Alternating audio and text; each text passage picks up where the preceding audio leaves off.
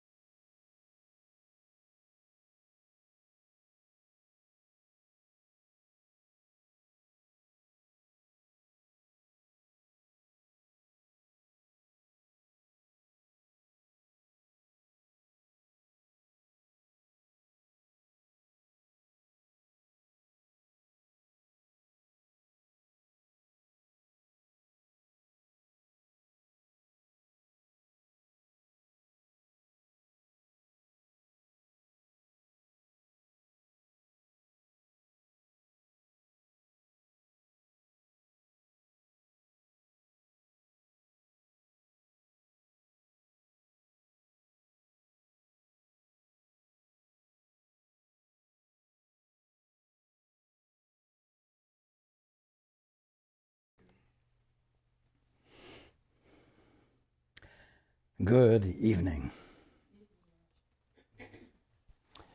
And welcome to everyone who's joining us on the internet. Once again, we're not going to read from the book tonight.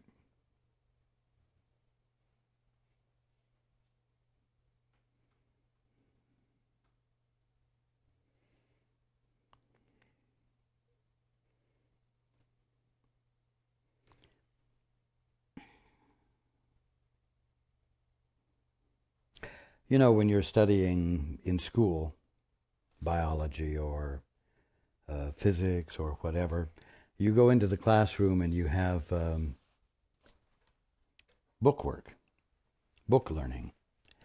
And then on a couple of other days during the week, you have a class, a lab class, where you do lab work, where you have practical, hands-on practice regarding or implementing the book learning that you did in class. Well, we've been doing a lot of book learning for a long time, and the last couple of weeks we've been getting into lab work, the practical implementation, you might say, of the book learning. I mentioned last week that everyone right now has an incredible opportunity, which everyone might see as a disaster, but everyone has an incredible opportunity to participate in a conscious shift of perception, one that transforms, regenerates, and redeems creation.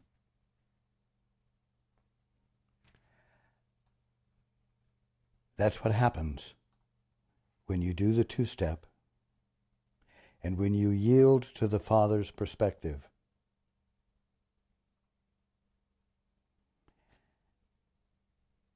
Now,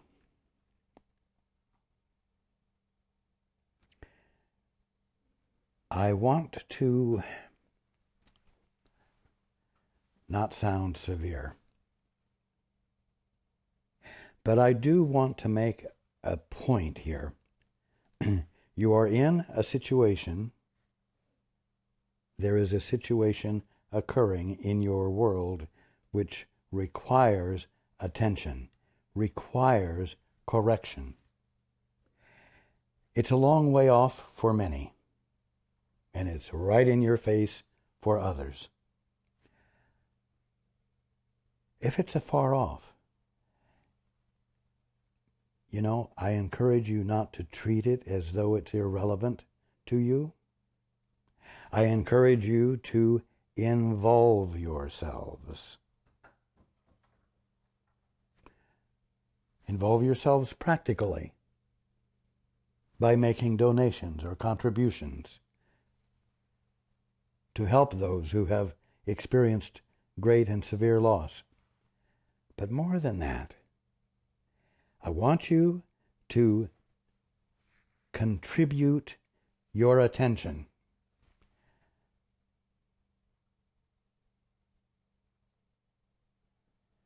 I want you to contribute your attention with an awareness that it isn't just to those people out there. It's contributing your attention to your brothers, to your sisters, to your fellow man, to your family. And for you, just because there are no significant problems going on in your life, to engage frivolously and freely in activities without giving a second thought to part of your family who needs someone to witness for them. You are missing the point, and you are neglecting your purpose.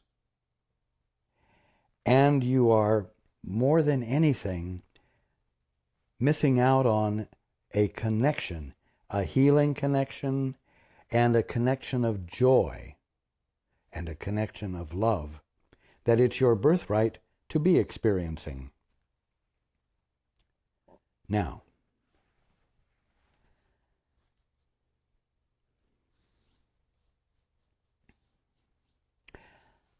for many years it has become more and more obvious, that you live in an interconnected world. It used to be, when communication took time,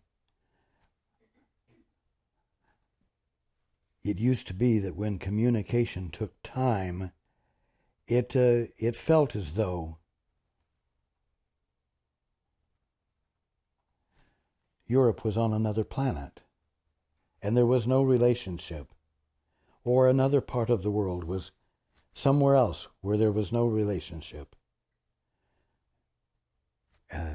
As the past 50 years have gone by, what's happened? Mankind has become more conscious of the interrelatedness, the interdependence, the involvement that everyone is inseparable from. And the tendency has been to try to keep the sense of separation going, the boundaries, the borders, the cultures, and so on. And still try to be different from, and not having to feel brotherly love for everyone else. And in spite of that tendency to hold on to past patterns, it has become increasingly clear that everyone is involved with everyone else, and each one's behavior has its impact. Nowadays, with what you call the economic crisis, it's obvious to you that one country can't do something economically without affecting another. And so there is a bond, there is a unity, whether it's liked or not. And now with the circumstance in Japan, it's obvious that the very air in which radioactive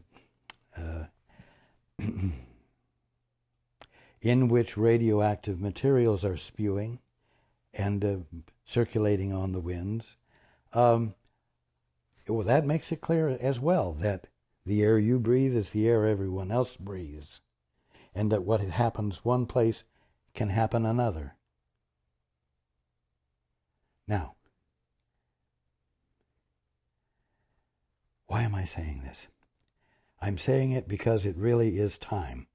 The situation, the events demand that everybody become conscious of the relationship and not neglect the call to witness for your brother, which constitutes witnessing for yourself.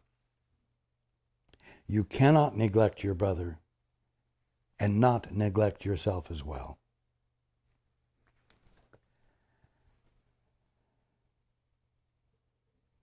You know,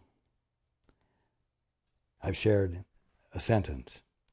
I wish to see the evidence of love. And another sentence. I wish to be the evidence of love. Two good practices. One expresses a willingness to see God out there. I wish to see the evidence of love. And the other is a desire to let God be present in you, as you, so that you might be the presence of love. But in some ways, that's just a nice thing to think about. It's a nice, fuzzy, cozy, feeling message. Yes, I wish to see the evidence of love, and I wish to be the evidence of love. Well, here we are with the opportunity to see and be the evidence of love. What does that mean? It means that you're going to have to become involved.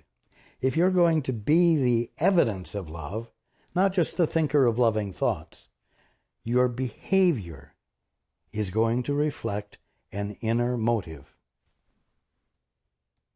And that inner motive is going to take your attention. And at the moment, it seems that attention takes time.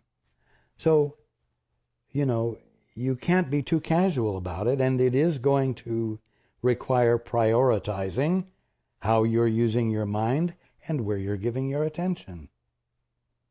No, see, this is the meaning of I wish to be the evidence of love, or even I wish to see the evidence of love. Because it takes time, it takes involvement, it takes being consciously aware of that and not something else.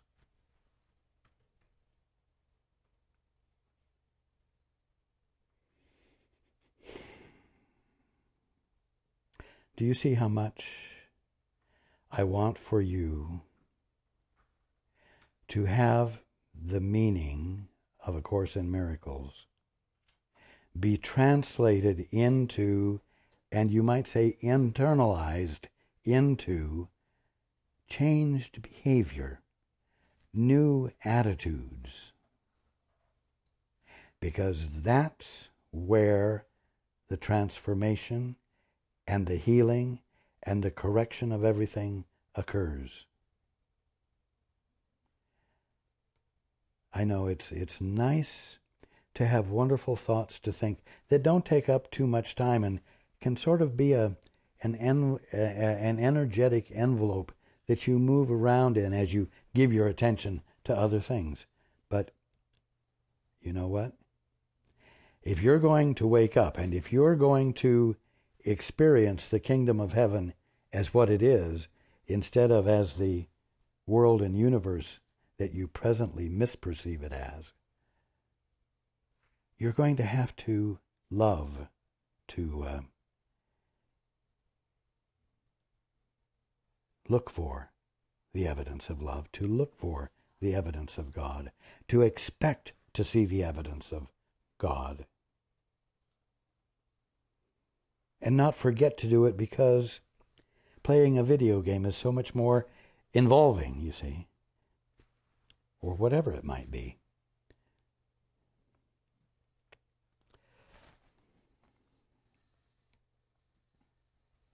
Now,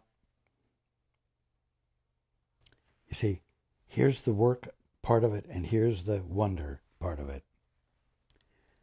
There's only one substance. Absolutely everything that exists is made up of one infinite substance. It's the substance out of which God creates everything. And that substance is the substance of God himself. So God creates all that is out of the substance of his being, out of the substance of himself. And the substance is spirit. And we've talked about this before, including last week. And yes, I will be repetitious tonight, but I'm going to amplify and embellish so there's more understanding. There is only one substance, and it is the substance that is spirit. When I say the substance of spirit, I mean the substance that is spirit. But I'm going to ask, what is the substance of spirit? If you were to take that substance out of which God has made everything, which is spirit, what is its substance? Well, its substance is love. Its substance is love. That's why substance, spirit, is unified. That's why it is indivisible. That is why it is absolutely harmonious. That is why it is invulnerable. That is why it is omnipotent. That is why it is this and that and the other thing. We could go on and on. Now, it is also the meaning that you associate with emotion when you speak of love, caring, affection, the mental embrace with good feelings about what you're embracing. The substance of spirit is love. And so the substance of everything that you can see and feel, and even the things that you can't see and feel, are indivisible and are the presence of vital love.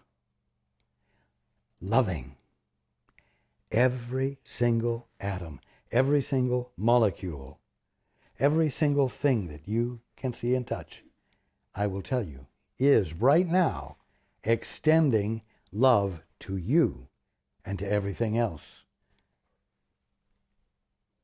You are constantly embraced by the love out of which everything has been created, and therefore you are being loved by everything created.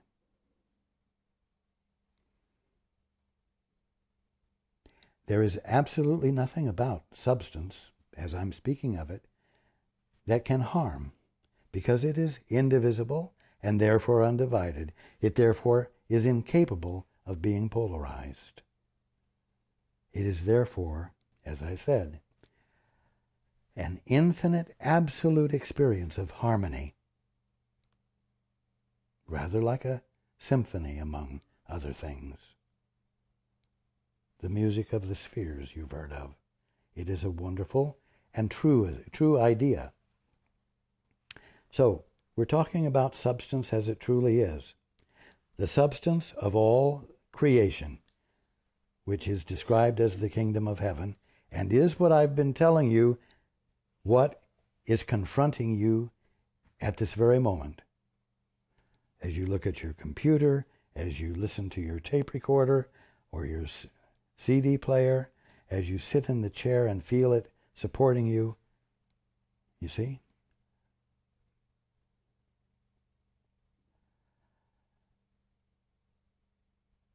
Now,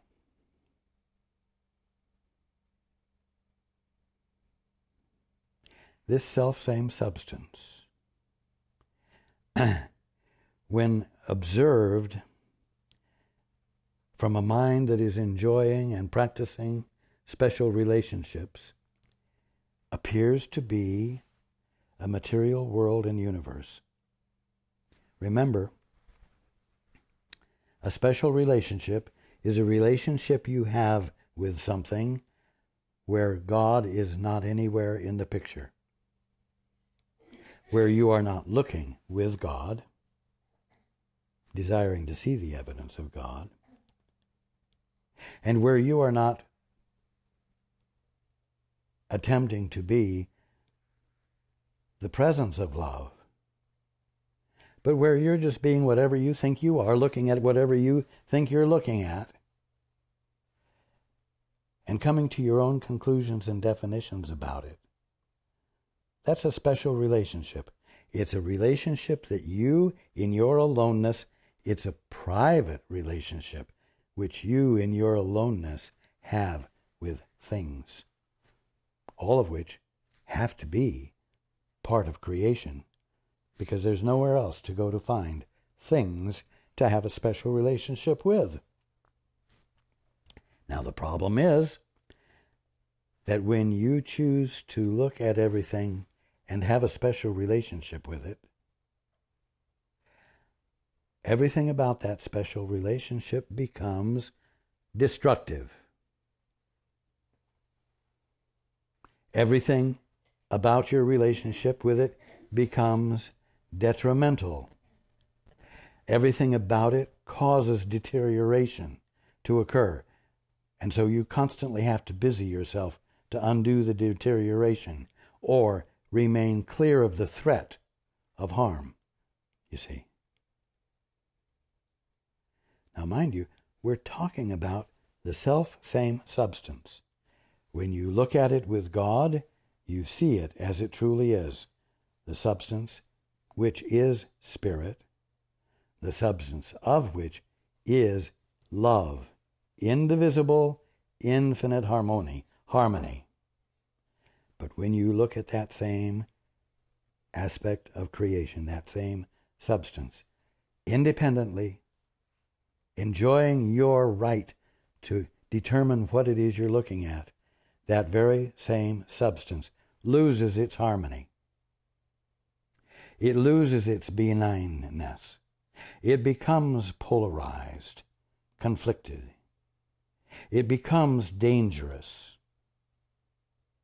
And as we've been saying, everything about the special relationship has as its goal your death, your demise. Strong words. But you have an answer. And we've been talking about it at length. It's called the two-step. It's called the holy instant.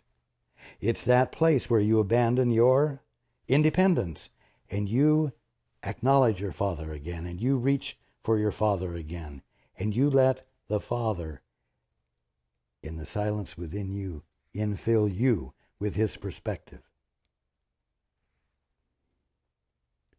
You know what? The circumstances today call for your practice of the holy instant. It calls for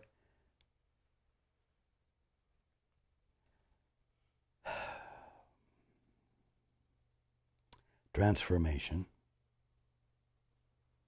regeneration, and redemption. It calls for being brought back to its spiritual original, as I said last week. And you're the one to do it. You're the one to do it because you know about doing it, because we've been talking about it. And now it's time for the lab work. Now it's time for you to take the time each day to remember to be the presence of love, to be the evidence of love, to be that which gives the attention necessary to say, I wish to see the evidence of love. I wish to see the evidence of God right there in those radioisotopes.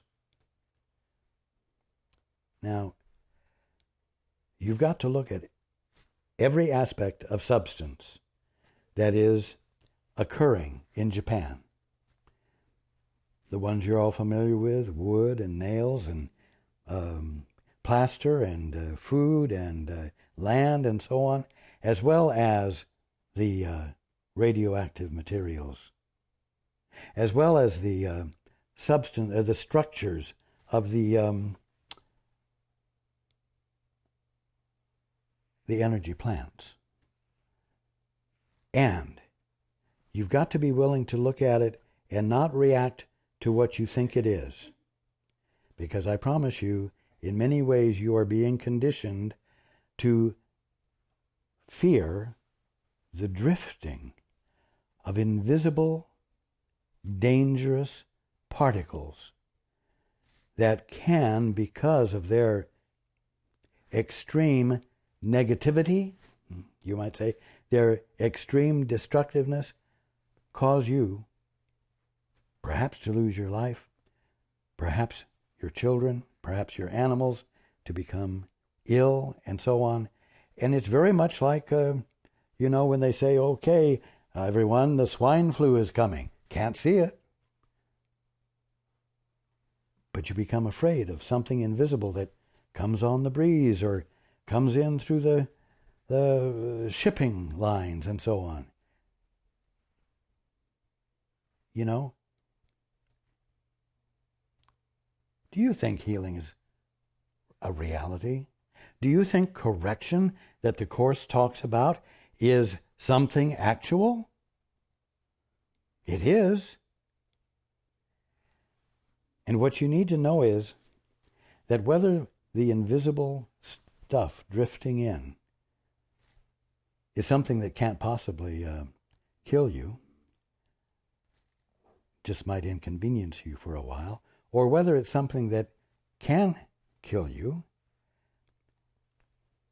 it's still a misunderstanding of the one and only substance there is. It can grow in your thought when you think it's matter and not spirit, when you look at it and have no sense that what you're looking at has anything to do with God. You see?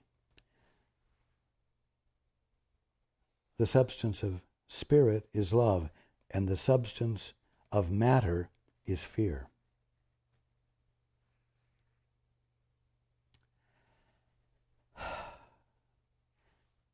must use your mind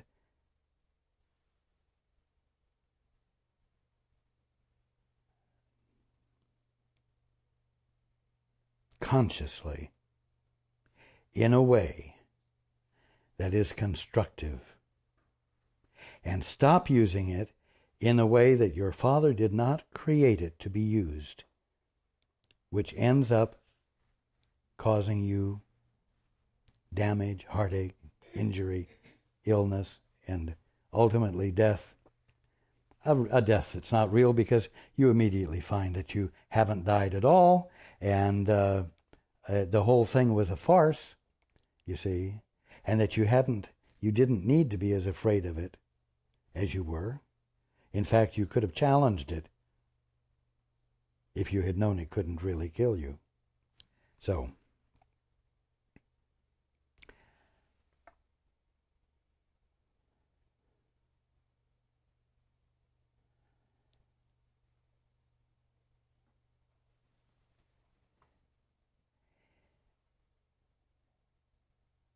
the call at the present time is for each of you to love your fellow man and your planet enough to embrace every aspect of it, every radioactive particle, and wish to see the evidence of God there, which would be the substance of love, which would have no polarities to it whatsoever, but which would be constituted of infinite harmony. If the most minuscule particle of creation embodies infinite harmony,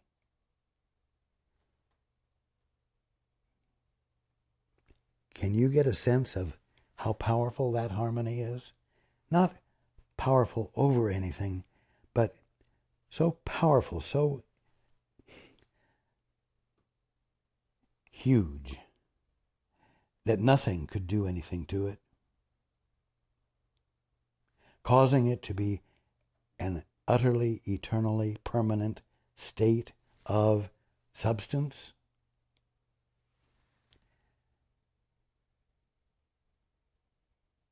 Your mind, used well, is called upon today, now,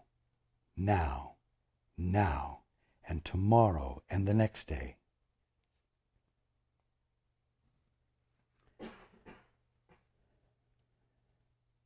And you might think that's a lot of work, but I'm going to tell you something.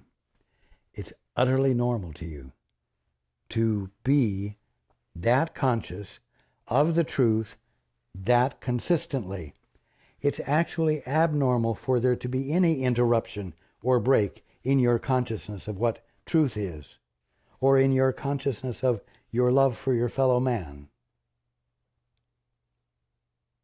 It's not necessary to abandon your love for your fellow man just because you're washing the dishes, or just because you have to mow the lawn. You see?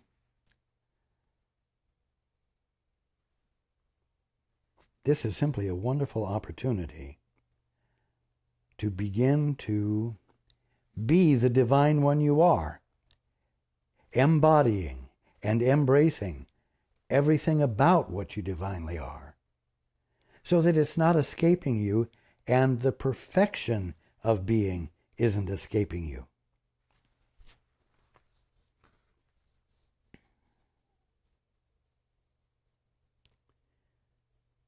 Is it becoming clearer to you that when you choose to believe that you're an independent agent who is not divine in any way, because you don't really have an actual connection with God,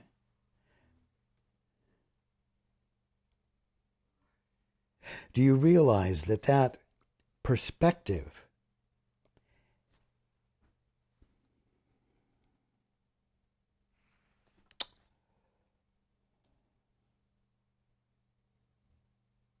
is not only false, it is entirely detrimental to your peace and joy.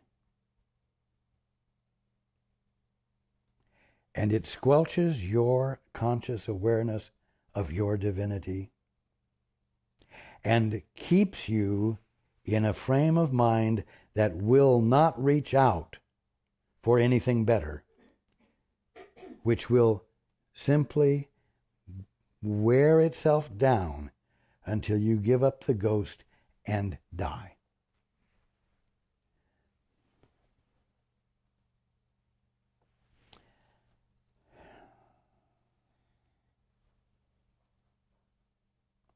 It's time for the material world and universe to yield its negative, self-destroying attributes, to yield those up to the clarifying vision of the substance of spirit, which is love, being the beautiful, exquisite, utter harmony of everything, which is therefore eternally held in its unalterable perfection.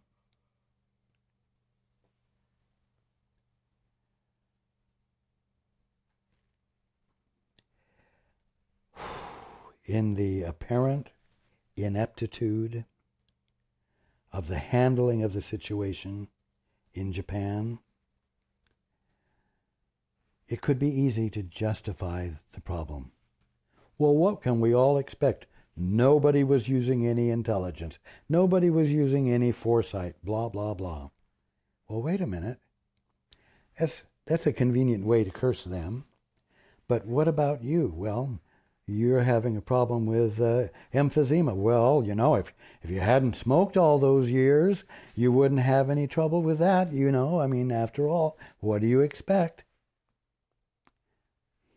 Come on. Don't engage in that kind of justification of illusion. You know, it doesn't matter how many mistakes were made.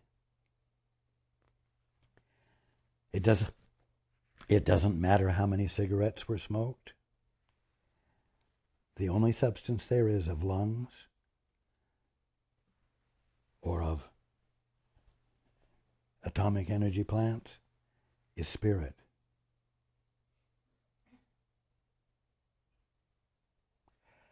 That's the only thing it ever has been. That it seems to be destructive is something that calls for correction, a misperception that calls for correction. And correction is deserved because it wasn't established, the problem wasn't established by God.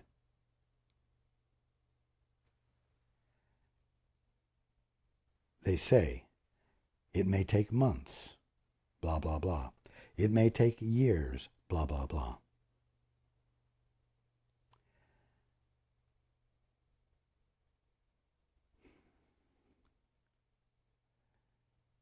But to engage in the holy instant takes only a moment. And when you do become conscientious enough to engage in it,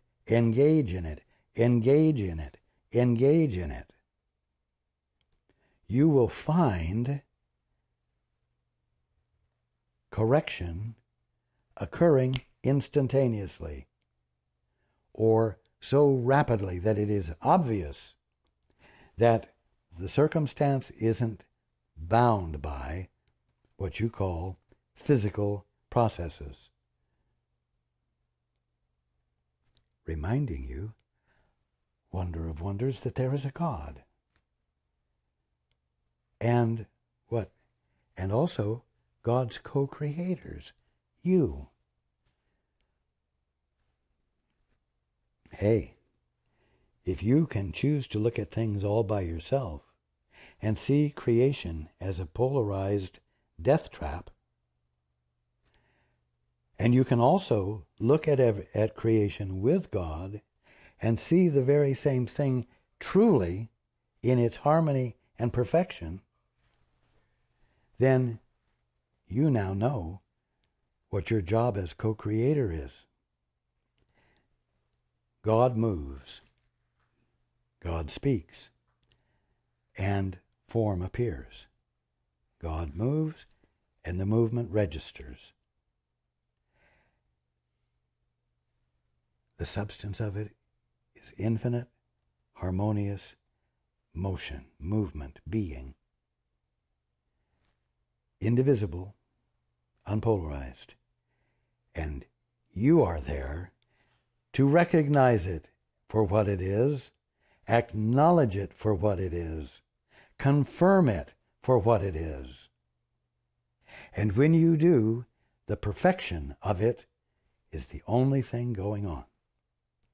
But if you decide to have a private perception, a special relationship with it, that very same creation will seem to be ultimately killing. And in the meantime, difficult to say the least. So, when you're not performing your function, when you're not acting as co-creator, then the perfect pattern that the Father is being by his movement escapes you, and you suffer.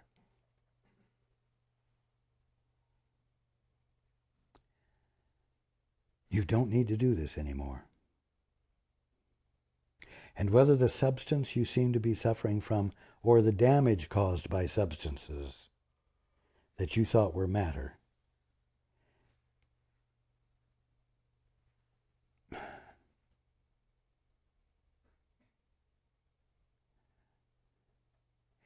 you have the opportunity, and I'm saying the demand, the call, to change your mind about it. You know what? Changing your mind doesn't mean that you have power to make good happen.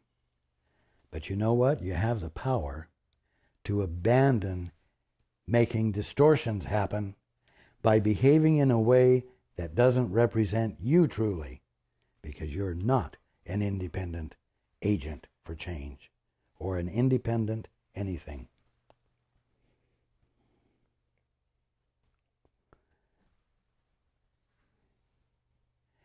Now, there's another important point. You heard me say that the reactors are all made of the one substance, right? And so you might misunderstand what I'm saying and think that I'm saying that the use of atomic energy is appropriate, or that atomic energy itself is not a misperception that calls for correction. Be careful, because I promise you that once you see the substance of spirit,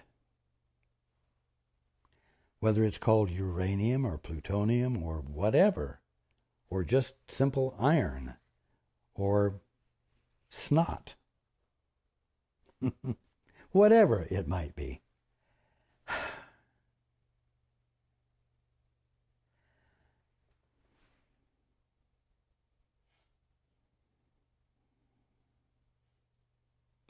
when you see it as the substance that is spirit, love embodied, you will not be able to get power from matter, because matter will not be what you're working with, and because there's no polarity in the substance of spirit, I'll tell you what will happen.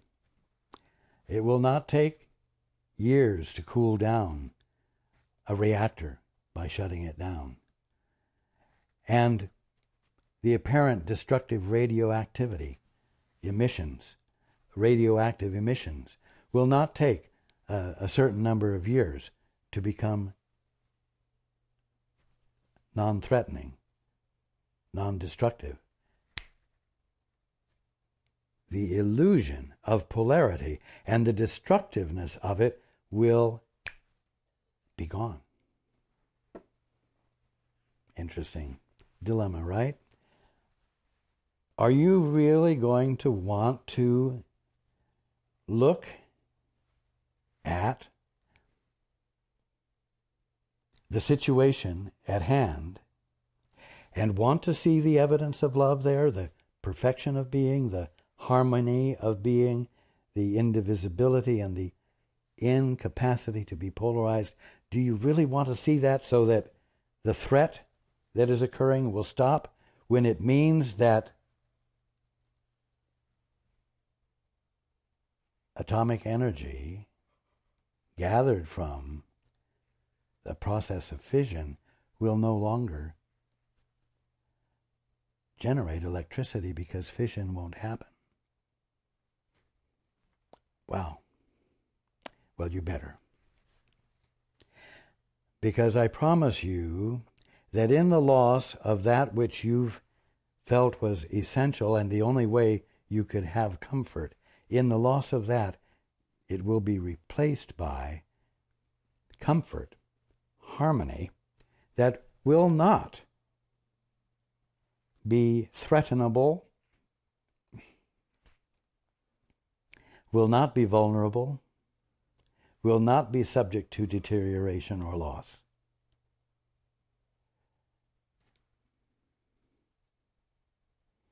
So, we're talking about big things.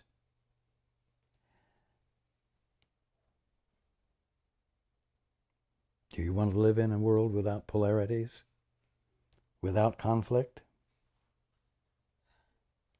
Where being, infinitely speaking, moves in absolute, beautiful, awesome harmony? Well, I'm saying the call is here. Tomorrow, tonight, every day, no matter what you're confronted with, and all of you are confronted with dissonances and conflicts and things that could be improved, and all of the problems are justifiable and therefore not easily solvable, right?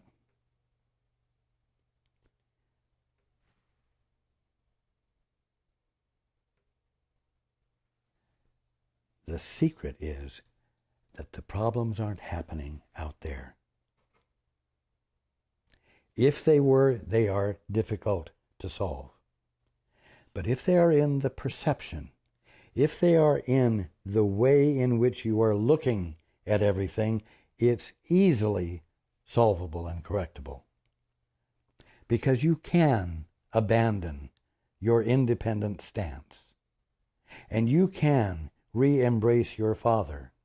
And you can, with all genuineness, invite him back in and make room for him so that his perceptions infill you or illuminate in you that they are and always have been yours as well. And you just took a little vacation and pretended you could have some other perceptions.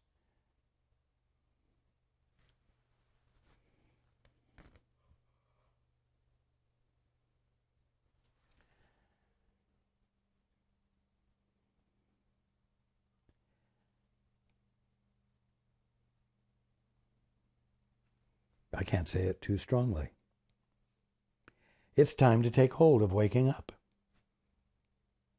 It's time to make a stand or take a stand. It's time to become definite about the truth that you've been studying about.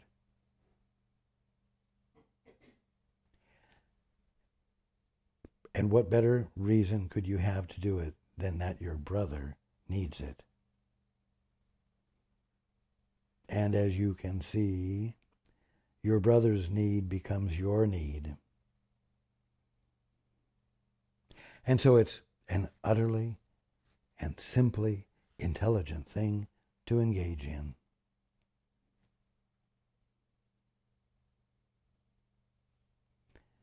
God moves. Creation is. And it wasn't designed to fail.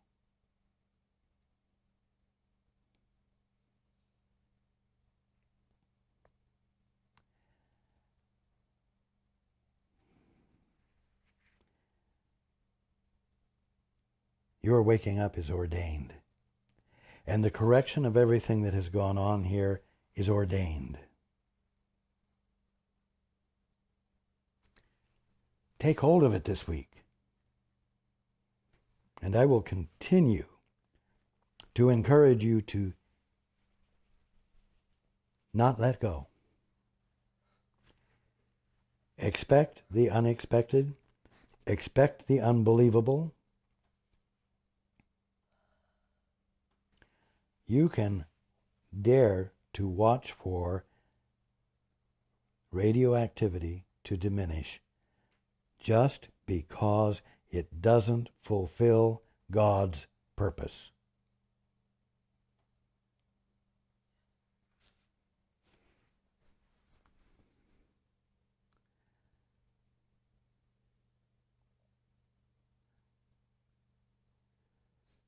I love you all. And I will be with you, each and every one of you, as you do this. And the Holy Spirit, that which is nothing more than your right mind, stands with you as well in support of your coming back into your right mind.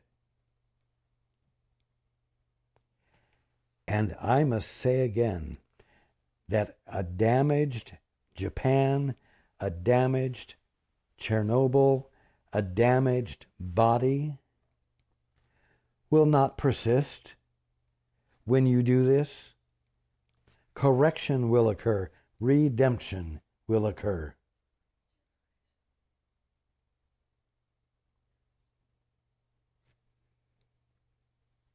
You want the whole ball of wax. You want the totality of it.